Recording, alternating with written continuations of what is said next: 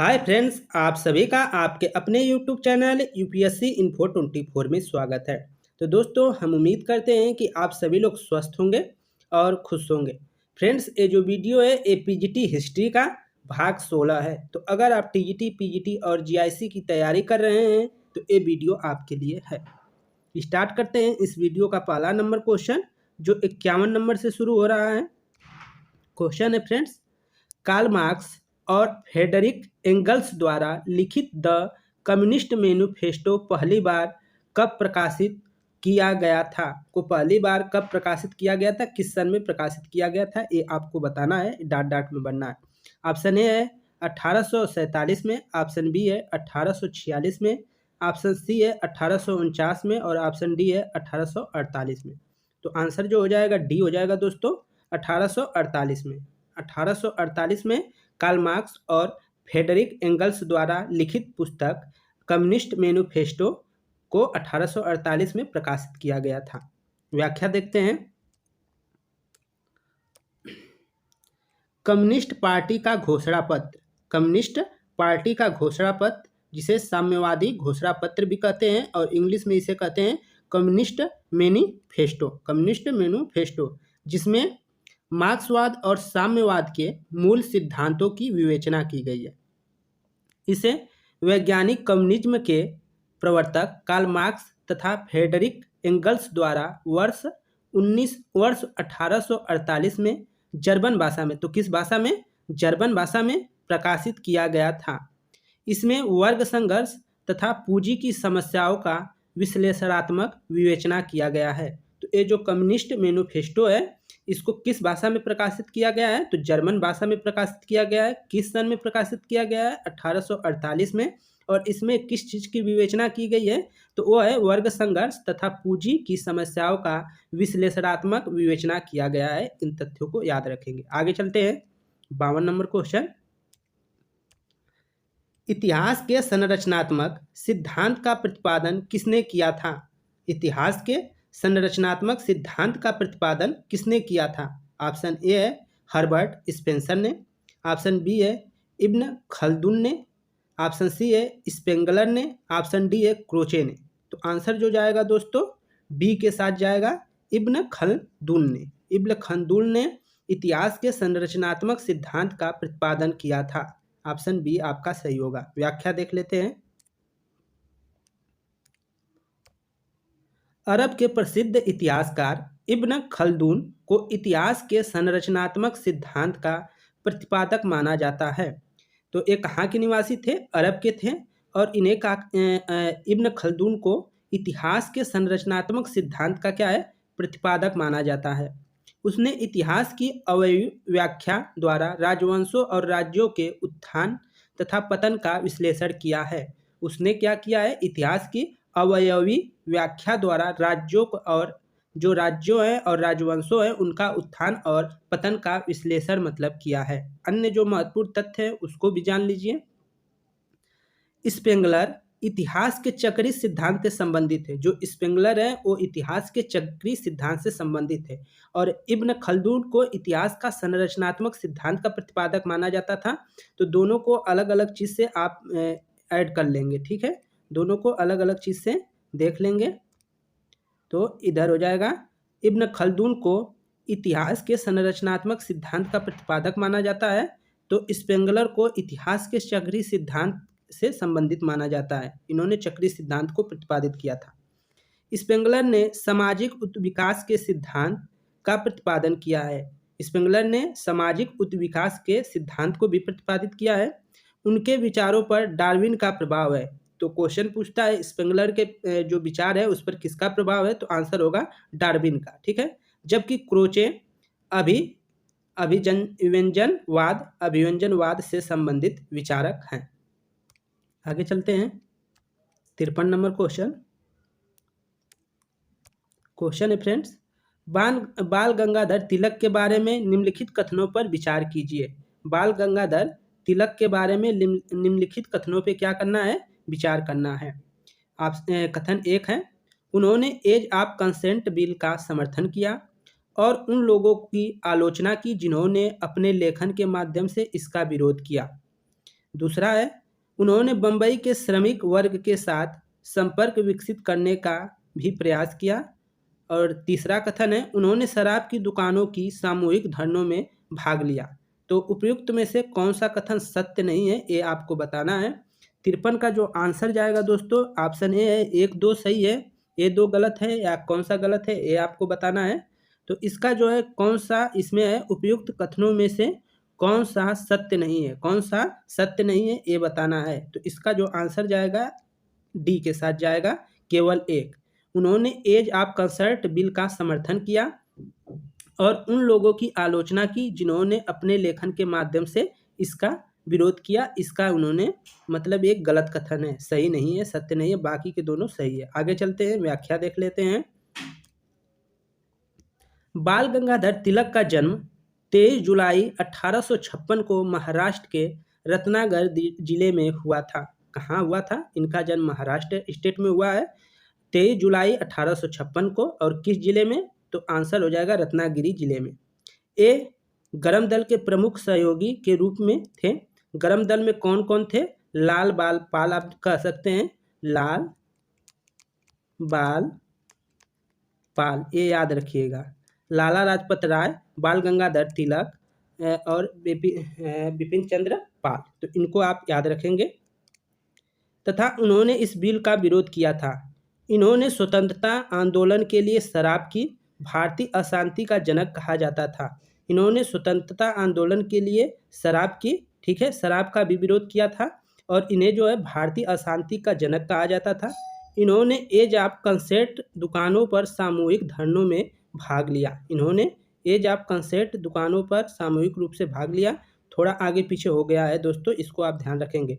इन्होंने स्वतंत्रता आंदोलन के लिए शराब की जो दुकान थी उनमें इन्होंने सामूहिक रूप से धरना में क्या किया था?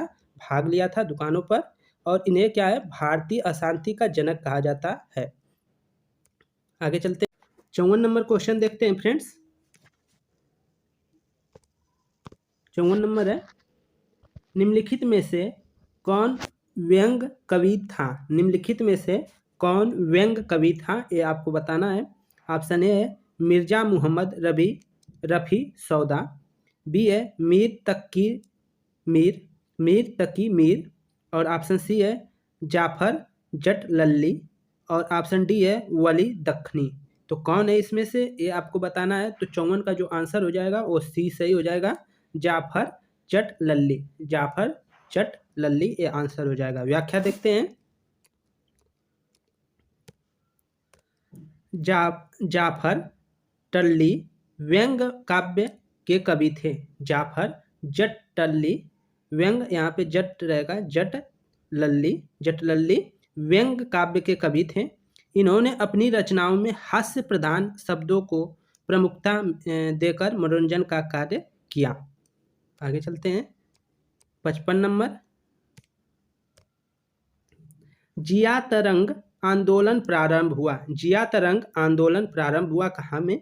नागालैंड में, त्रिपुरा में, मणिपुर में, मिजोरम में। तो आंसर जो हो जाएगा सी सही हो जाएगा, मणिपुर में। जिया तरंग आंदोलन प्रारंभ हुआ, तो आंसर हो जाएगा मणिपुर में। व्याख्या देख लेते हैं। जिया तरंग आंदोलन मणिपुर में प्रारंभ हुआ। वस्तुतः यह सविनय अवज्ञा आंदोलन का पूर्वोत्तर क्षेत्र में विस्तार था। यदुनाग के नेतृत्व में नागाओं ने विद्रोह किया। यदुनाग को फांसी दिए जाने के बाद उनकी बहन गैंडी-लियू ने नागा विद्रोह का नेतृत्व किया। इन्हें आजीवन कारावास की सजा सुनाई गई। पंडित जवाहरलाल नेहरू ने इन्हें रानी की उपाधि दी थी। तो गैंडी-लियू को पंडित जवाहरलाल नेहरू ने क्या किया था? रानी की उपाधि दी थी। आगे चलते हैं 56 नंबर क्वेश्चन। जॉन विक्लिफ की शिक्षाओं के प्रति आत्मीयता के लिए निम्नलिखित में से किसे जला दिया गया? जॉन विक्लिफ की शिक्षाओं के प्रति आत्मीयता के लिए निम्नलिखित में से किसे जला दिया गया? ऑप्शन ए है पेट्र चेलकीकी को, जस्टस जोनास को, जॉन हस को, और ऑप्शन डी है गिरोलामो सवोनारोला को। तो कौन सा आंसर हो जाएगा दोस्तों? तो इसका सी सही हो जाएगा, जान हस को। जान हस को क्या किया गया था? जला दिया गया था। आगे देखते हैं व्याख्या। धर्म सुधार आंदोलन का प्रातःकालीन तारा जॉन क्लिफिन को कहा जाता है। धर्म सुधार आंदोलन का प्रातःकालीन तारा जॉन विक्लिफ को कहा जाता है। जॉन विक्लिफ की शिक्षाओं के प्रति आत्मीयता के लिए जॉन हस को जला दिया गया था। आगे देखिए 57 नंबर। भारत की संविधान सभा की पहली बैठक निम्नलिखित में से किस तारीख को आयोजित की गई थी? ऑप्शन ए है 22 जुलाई 1947 को, ऑप्शन बी है 26 नवंबर 1949 को, ऑप्शन सी है 9 दिसंबर 1946 को, ऑप्शन डी है 13 दिसंबर 1946 को। तो आंसर जो हो जाएगा दोस्तों सी हो जाएगा 9 दिसंबर 1946 को। व्याख्या देखते हैं। 9 दिसंबर 1946 को संविधान सभा की प्रथम बैठक की अध्यक्षता अस्थायी अध्यक्ष डॉक्टर सच्चिदानंद सिन्हा ने की थी। 11 दिसंबर 1946 को संविधान सभा ने डॉक्टर राजेंद्र प्रसाद को निर्विरोध संविधान सभा के अस्थायी अध्यक्ष के रूप में निर्वाचित किया। आगे देखते हैं 58 नंबर क्वेश्चन। निम्नलिखित में से कौन संविधान सभा की मसौदा समिति के अध्यक्ष थे? तो निम्नलिखित में से कौन संविधान सभा के मसौदा समिति के अध्यक्ष थे? तो इसका आंसर तो सभी लोग को मालूम होगा, बी आर अम्बेडकर। ठीक है, बी आर अम्बेडकर जी है प्रारूप समिति या समझौता जो है मसौदा समिति। बी एन राव द्वारा किए गए संविधान के प्रारूप पर विचार विमर्श करने के लिए संविधान सभा द्वारा 29 अगस्त 1947 को एक संकल्प पारित करके प्रारूप या मसौदा समिति का गठन किया गया तथा इसके अध्यक्ष के रूप में डॉक्टर भीमराव अंबेडकर को चुना गया। प्रारूप समिति के सदस्यों की संख्या 7 थी। कितनी थी सदस्य संख्या? 7 थी। ये भी आप नोट कर लेंगे। आगे है 59 नंबर क्वेश्चन। क्या मैं राजनीति में आपका बालक नहीं हूँ? हाँ, मैं थोड़ा कामचोर और थोड़ा भटका हुआ जरूर हूँ। महात्मा गांधी से अपने बारे में उपयुक्त कथन किसने कहा था? तो ये तो करा दिया गया है। तो इसका जो आंसर हो जाएगा वो कौन, आप जरूर बताइए। ऑप्शन ए है मोहम्मद अली जिन्ना, ऑप्शन बी है सरदार वल्लभ भाई पटेल, ऑप्शन सी है मोतीलाल नेहरू, ऑप्शन डी है जवाहरलाल नेहरू। तो आंसर जो जाएगा वो डी के साथ जाएगा, जवाहरलाल नेहरू। ठीक है, व्याख्या देखते हैं। जवाहरलाल नेहरू द्वारा महात्मा गांधी से अपने बारे में कथन है कि क्या मैं राजनीति में आपका ही बालक नहीं हूँ? हाँ, मैं थोड़ा कामचोर और थोड़ा भटका हुआ जरूर हूँ। स्टार देकर है, इंपॉर्टेंट नोट से है। जवाहरलाल नेहरू कांग्रेस के 1929 के लाहौर अधिवेशन, 1936 के लखनऊ अधिवेशन के अध्यक्ष चुने गए। 2 बार चुने गए हैं। 1929 के लाहौर अधिवेशन के भी अध्यक्ष रहे हैं और 1936 के लखनऊ अधिवेशन के भी अध्यक्ष रहे हैं। लाहौर अधिवेशन में जहां पूर्ण स्वराज का प्रस्ताव पारित किया गया, वहीं लखनऊ अधिवेशन में पंडित नेहरू ने घोषित किया कि मैं समाजवादी हूं, मेरा लक्ष्य समाजवाद की स्थापना करना है। आगे देखिए 60 नंबर क्वेश्चन। निम्नलिखित में से किस व्यक्ति ने एथेनियन नागरिकों को 4 संपत्ति वर्गों में विभाजित किया है? निम्नलिखित में से किस व्यक्ति ने एथेनियन नागरिकों को 4 संपत्ति वर्गों में विभाजित किया है?